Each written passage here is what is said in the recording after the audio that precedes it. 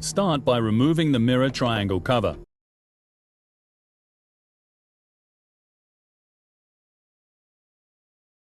Pull out the door handle and then unclip and remove the cover.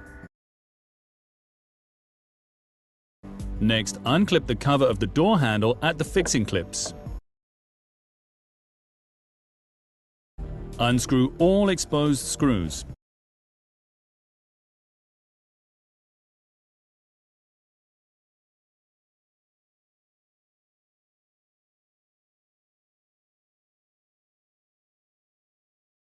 Then remove the exit and warning light and disconnect the plug connection.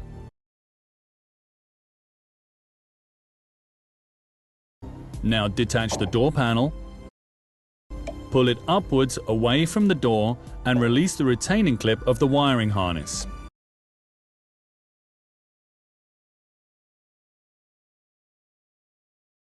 Disconnect all electrical connections.